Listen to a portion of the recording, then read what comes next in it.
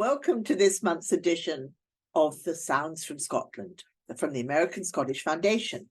I'm Camilla Hellman, and I'm delighted to be with you and to be introducing you to some wonderful acts that joined us last month in New York for the New York Tartan Week 2023. We met a great new duo called the Laurettes, and if you're not already familiar with them, I'm sure you're going to be. So let's begin by hearing from the Laurettes with their new single, Homebird.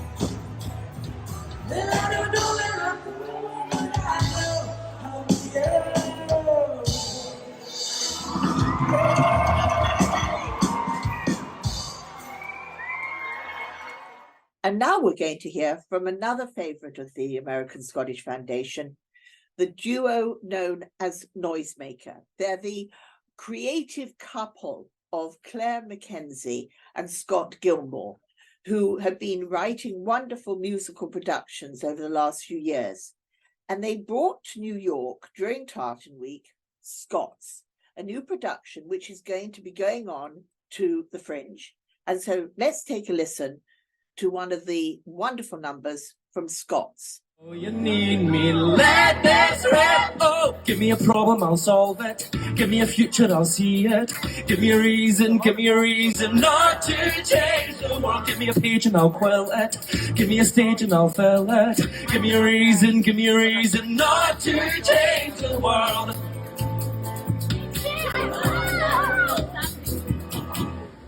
I'm William Cullen, and here's my cinch. I keep it cool, so I invented the Fringe. James Chalmers gonna leave you down, cause you've been licking my postage stamp.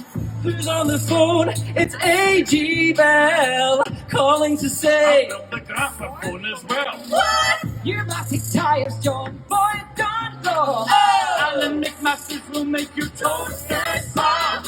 You know you want me to let my license loose. Marjorie Stewart here for the dance segment of the American Scottish Foundation's podcast, Sounds from Scotland. We're chatting with Heather McCabe, an inspirational dancer who began her Highland dance career as an adult. She worked hard, excelled quickly, and competes and performs often. She's proof that it's never too late to start something new. Hello, Heather. Hi, Marjorie. Thank you so much for having me on. How did you start Highland dancing? Well, I'd seen Highland dance before because, among other things, I'm a giant fan of the New York City Tartan Day Parade. So I'd been going to that since 2004. I'd seen the dancing. I loved the tartans. I love the knee socks. I was a Catholic school girl. I love knee socks. I really love bagpipe music. I love drone music of several sorts, but bagpipes, the ne plus ultra of music, in my opinion. I'd been going to the Fairhill Highland Games in Maryland since I was in college, so I'd been around the Scottish idiom a bit, but I knew nothing about it. I was actively looking for another way to start dancing again because I had been taking tap and clogging out of just this abundance of enthusiasm, because as a child I never had dance classes. We moved around a lot in the military. So I was looking for more dancing. Lo and behold, I met Marjorie Stewart in January 2018 at a Caledonian Club event. We became friends really quickly, and I was so inspired to learn that she was an adult Scottish dancer. It was so exciting to me to not only know the name for what this kind of dancing was, but to meet someone approximately my age who was doing it and who got into it as an adult. She told me when the lessons were, and I got very excited. The very next day I signed up and started going to lessons with Kendra Monroe, the teacher, who still teaches on Zoom now because she moved to North Carolina. You can still take classes with her, and I still do. She's wonderful. And I became hooked. I loved the mix of being able to be expressive and also having to be regimented and very precise at the same time. It really attracted me because there were such concrete goals to shoot for in terms of each dance and how to execute the movements, and it also requires a lot of strength and energy, stamina, all of that. I was very attracted to it, and on a weekly basis I went to class without even knowing it was a competitive dance form. I just thought, oh, this is fun, I'm gonna learn this. When it all really changed for me is when I learned that all of the standards and rules I'd been learning for these dances existed because, oh, guess what? They're competition dances and people are competing these. I didn't even know that when I started. It wasn't until I went to a week-long dance workshop in Ohio and the teacher asked us all what level we were, and I didn't even know what to say other than I knew I was a beginner. I was the only one at the whole place who didn't compete at all, and everyone gave me a funny look, like, what are you here for? But they were still very, very, accepting and welcoming. I didn't feel like too much of an outsider, other than the fact that I was an adult. And that's when I realized I should start putting these to use. I should start competing. Suddenly I was filled with so much excitement that I hadn't even felt before I realized that I could compete with these dances.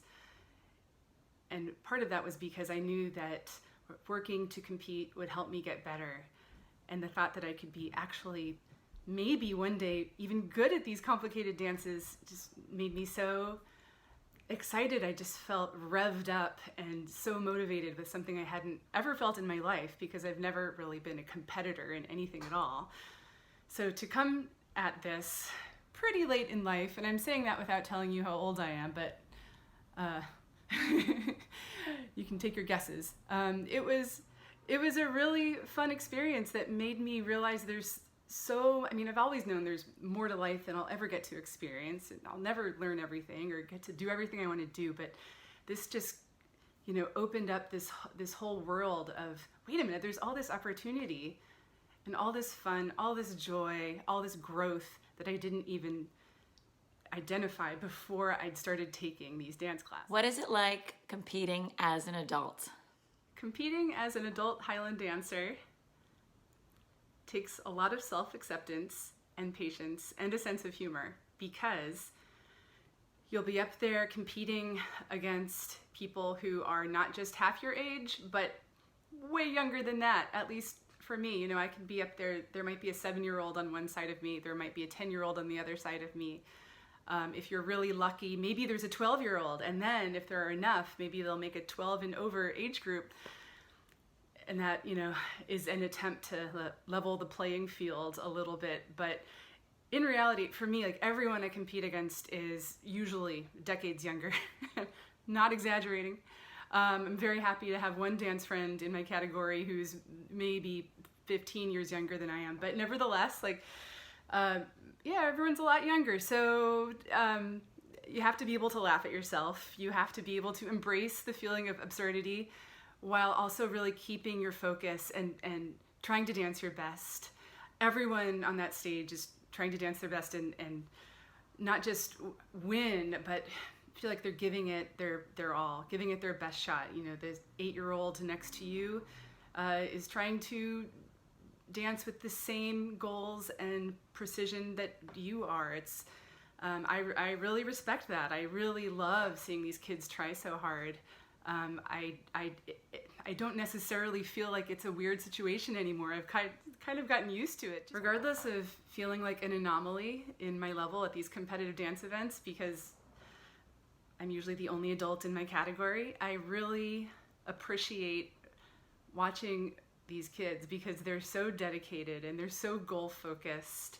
You just see it on their faces. They're just so absorbed in what they're doing. They want to do their best, and some of them are extraordinary dancers, and they're carrying a tradition forward that I didn't even know about when I was a child. It's wonderful to be a part of it. I'd never won a competition until March 2023, just a month ago, and I still can't believe it happened. It still feels like this surreal experience. I never would have anticipated winning a competition.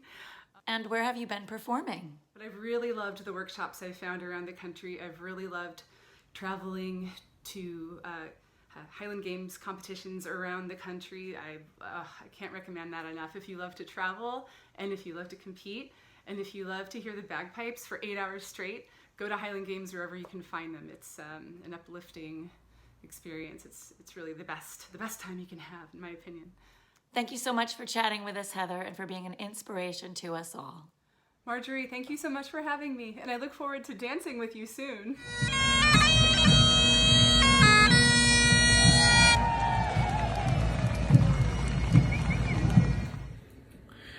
Hello and welcome back to the Sounds from Scotland podcast. I'm Cameron Steer, and this is my section at the end where I get to give you my highlighted artist of the week and my favourite song of theirs, as well as updating you on my bagpiping practice.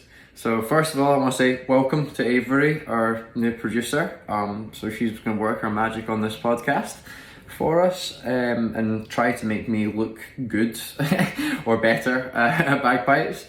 And second of all, I want to say, wow, what a great Tartan week we had. I came down from Rochester. I came down to New York City for it. It was a long journey. It was 7 hours on the train, but it was worth the whole thing. I was there for most of the week.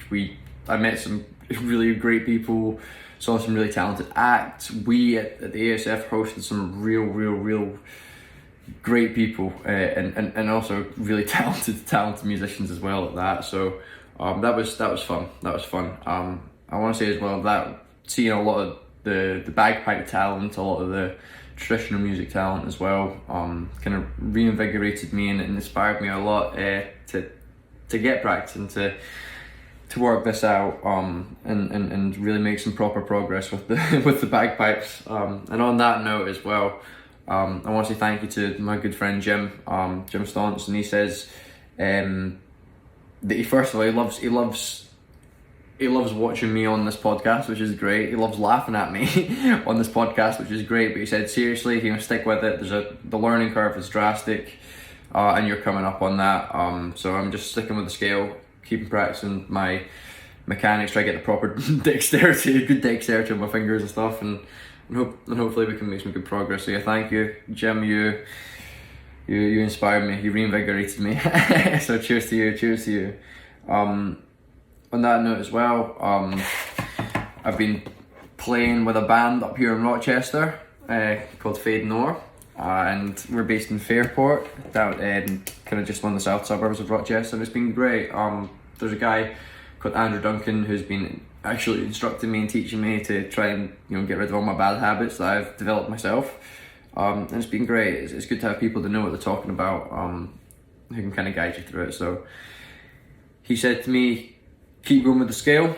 We can't really do too much until I've really nailed the scale, so I'm trying to get as many reps as I can in every day on the scale. Next is going to be doing grace notes, which is lifting your finger, and it makes like a kind of a jump sound or a skip sound on the chanter. So that's the next stage that you'll see next time, hopefully, in the podcast, if I can work it out. This time I just could do the scale a couple times and show you. Hopefully, I've had some issues with my read, but hopefully it will sound nice, clear. You'll see with my fingers that they'll be a bit more commanding and deliberate instead of just hoping to hit the holes. But yeah, it's definitely coming on. And on that note, the band hopefully want to get me on actual pipes, the full set of pipes this summer, which is quite daunting. Quite daunting to think about, but I just need to keep my practice going and hopefully we can get there. So yeah, we'll see how that goes. And then after I nail the grace notes, hopefully we can get on to actually performing some songs. So without further ado, I'll try and show you some good scale playing. We'll see how it goes.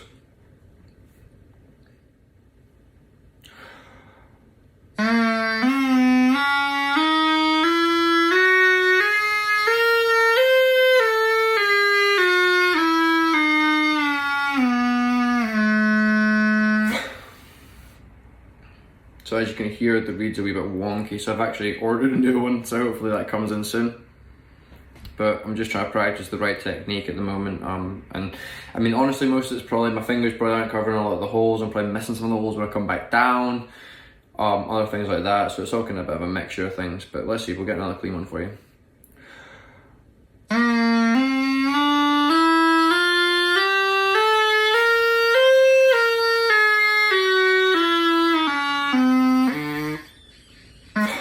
Bit of moisture on the reed. Yep.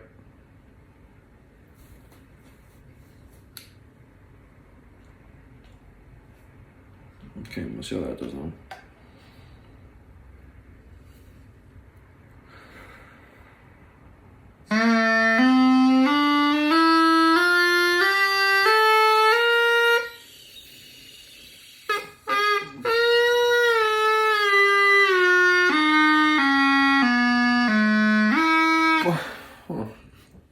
That's my fault there, 1 minute, I need to get fixed. Okay.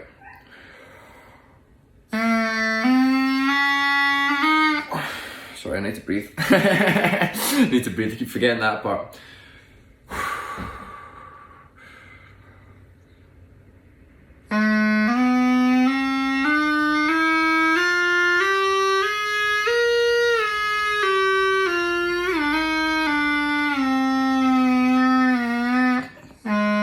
Missed the hole. Okay.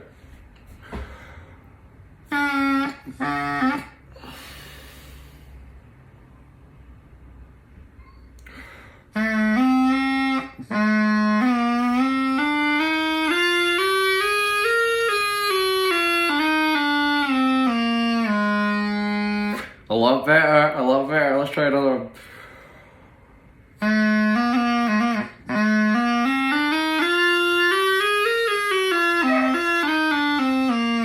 Okay, that wasn't very controlled. It was quick, but it wasn't very controlled. Let's try another one.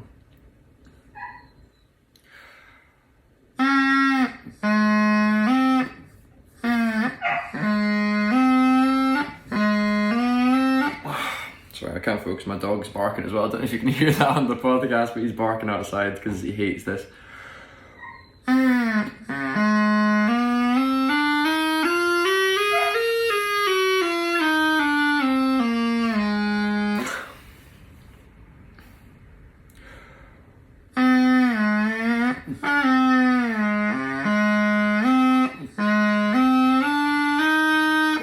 Why did it not work there? Okay, we'll see. Okay. I'm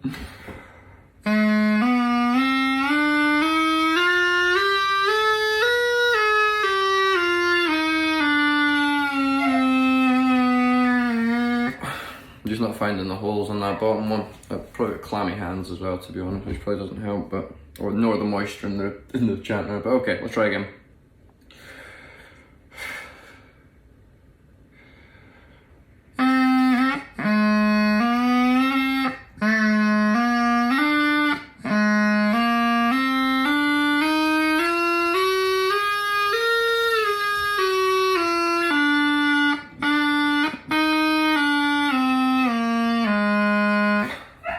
My instructor does say as well I need to work on my breathing because I get light-headed and I forget. My fingers aren't communicating my brain and I kind of forget. So here we go again, one more.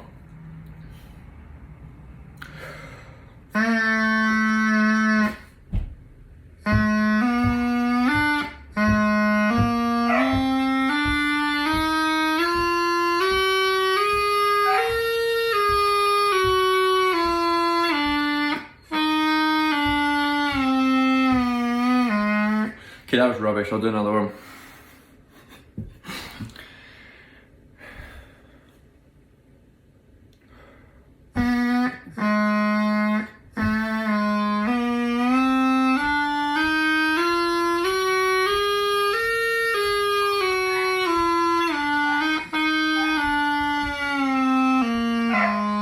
Okay, it's my crossing noises that are killing me. That's what my instructor tells me as well. So, Andrew, if you're watching this, I'm sorry.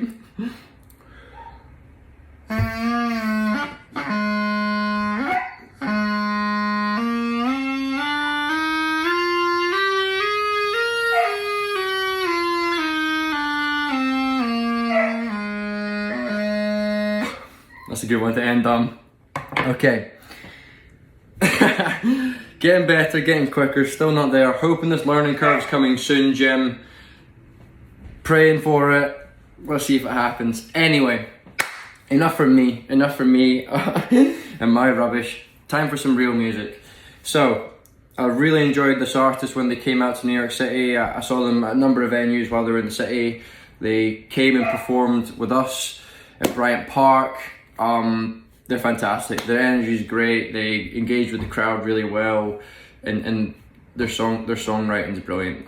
Their instrumental, the way they play their instruments is brilliant. Their vocals are brilliant, and the energy is great. So, without further ado, here are the Laurettes with Homebird. Hello, I'm Lauren. And I'm Lynette.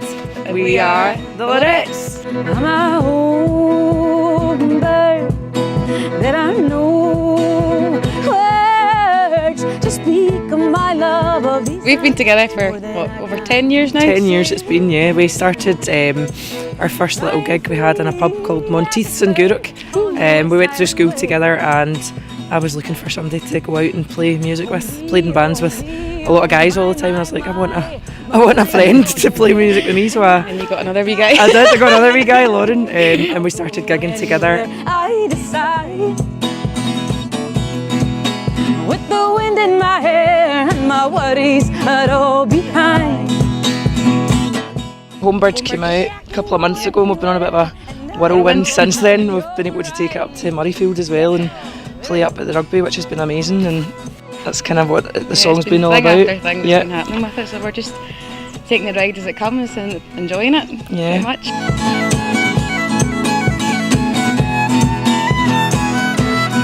made sense to write a song about being a homebird, which we are.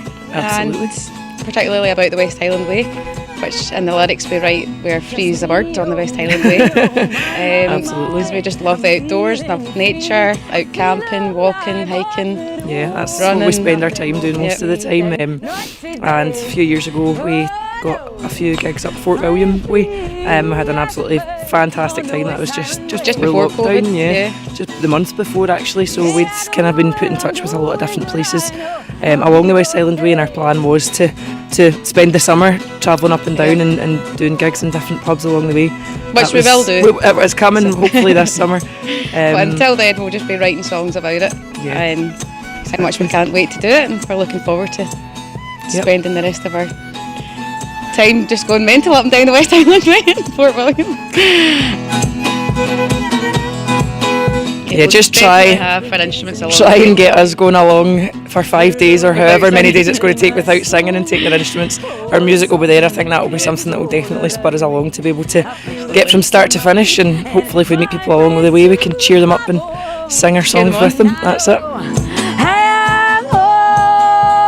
The West Highland Way obviously is extremely special, not only to Scottish people, but it draws in a lot of tourists and everyone to come to our country and see what we've got on offer with the scenery along the way. It does have a really special place in a lot of people's hearts for very, very different reasons, whether it is because they're raising money for a charity or a loved one that's been lost. It seems to give everyone a little bit of purpose and direction as well, not to mention the amazing, beautiful scenery that comes along with it.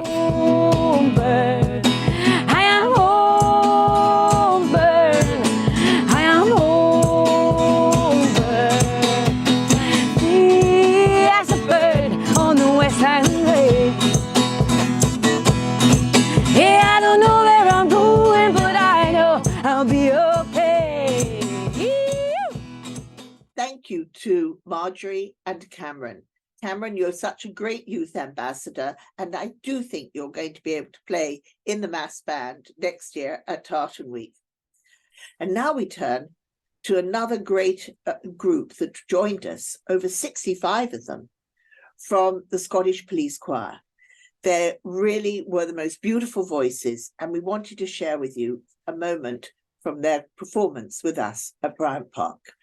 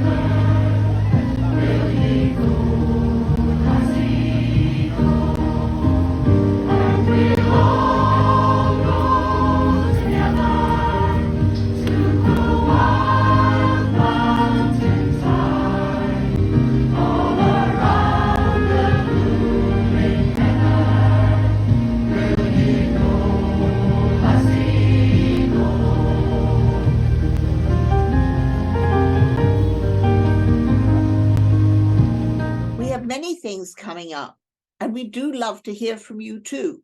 So please let us know of any great new bands you know about, or if you're planning to come to the States, or if you're coming via New York, even better, because that's where we're headquartered. But we look forward to you meeting with us again next month, on the third Sunday of the month, and joining us from the Sounds from Scotland.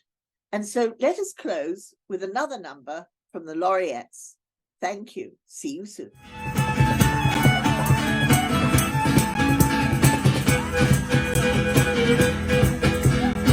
feel